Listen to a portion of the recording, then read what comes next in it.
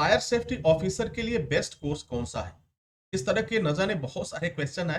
बहुत सारा वीडियो मैंने दिया, पहले भी दिया, लेकिन फिर मैं आज इस पे डिस्कस कर रहा हूँ। अगर आप fire and industrial fire and safety officer बनना चाहते हैं, फायर सेफ्टी का जॉब करना चाहते हैं, तो आपका ये जानने का है कि भाई कौन सा बेस्ट कोर्स है, फायर सेफ्टी में हम क्या करें। तो देखो, सबसे ज्यादा मैं जो हमारे पास जो आंकड़े हैं, जो मेरा एक्सपीरियंस है, उस आधार पे मैं आपको बताता हूं कि ये कोर्स बेस्ट की जो अगर हम बात करते हैं, ये उससे पहले आपको ये डिसाइड कर लेना है कि आपने कोर्स कब किया। हाई स्कूल बेस पे किया, इंटरमीडिएट पे किया या ग्रेजुएशन पे किया। तीन कैटेगरीज की मैं आपसे बात करूंगा। तो अगर बेस्ट की मैं बात करूंगा, बेस्ट का मतलब ये होता है, मेरे ख्याल से जो अब तक मैं समझ पा रहा हूं, आप सैलरी के आधार पर बेस्ट करते हैं कि किसकी सैलरी अच्छी मिलती है।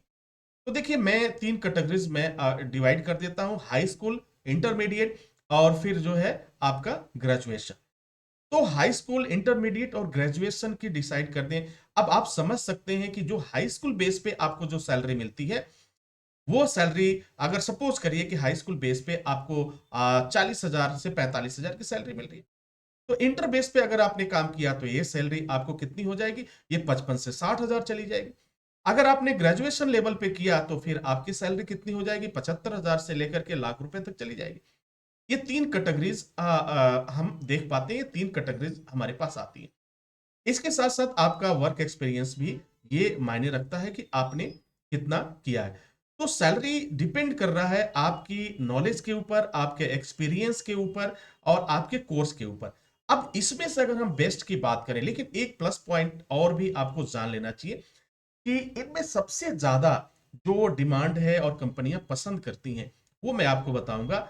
अगर आप इंटरमीडिएट के बाद से मैनेजमेंट लेवल का कोर्स करते हैं, तो जिसकी डिमांड काफी ज्यादा है, कंपनियां उसे पसंद करती हैं और उसकी सैलरी भी बहुत अच्छी होती है, सिलेक्शन के चांसेस बहुत अधिक हो जाते हैं। तो आपके लिए वो मैनेजमेंट का कोर्स अगर करते हैं, तो ये आपके लिए काफी बेहतर होगा। तो मैनेजमेंट का कोर्स आप 12वीं के बाद कर सकते हैं। अगर आप 12 पास हैं तो आप कर सकते हैं। ग्रेजुएशन पास भी है, वो भी इस कोर्स को कर सकते हैं। अगर मैनेजमेंट का आपने कोर्स किया हुआ है, तो फायर सेफ्टी मैनेजमेंट का कोर्स किया हुआ है, तो कंपनी आपको पहली प्राथमिकता देती है, पहली प्रायोरिटी देती है और एक अच्छी सैलरी भी दिलाती है। अब एक क्वेश्चन और उठेगा कि क्या अगर मैं ग्रेजुएशन किया तो क्या हमें सैलरी इस लेवल से ज्यादा नहीं मिलेगा? बेशक आपको ज्यादा मिलेगा। अगर आपने ग्रेजुएशन लेवल पे आपने कोर्स किया तो आपका रैंक भी हाई होगा, लेवल भी अधिक होगा, ठीक है? तो आपकी सैलरी भी अधिक होगी। जो मैं मैनेजमेंट कोर्स बता रहा हूँ फायर एंड सेफ्टी का, इससे सैलरी ज्यादा होगी। अब देखो, यहाँ पे एक प्लस पॉइंट होता है और एक नेगेटिव पॉइंट्स भी है। प्लस पॉइंट ये है कि मैनेजमेंट कोर्स करने में आपको जॉब जल्दी मिल जाएगा, और नेगेटिव ये है कि अगर आपने ग्रेजुएशन लेवल पे कोर्स किया तो आपको नौकरी मिलने में थोड़ी दिक्कतों का सामना करना पड़ सकता है। अब वो दिक्कत क्या होती है?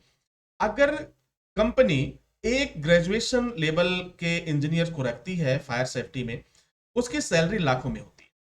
अब कंपनी ये सोचती है, यार लाख रुपए मुझे देना है और मेरा काम भी उतना नहीं है, हमारा काम जो है मैनेजमेंट से चल जाएगा।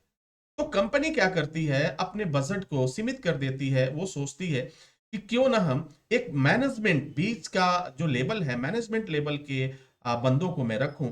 यानी जिसमें वह ग्रेजुएशन लेवल के एक बंदे को रखेगा, उतने में वह दो बंदों को रख लेता है, दो लोगों को रख लेता है, और फिर उसका काम भी और आसान हो जाता है और सुपरविजन भी बहुत बढ़िया हो जाता है।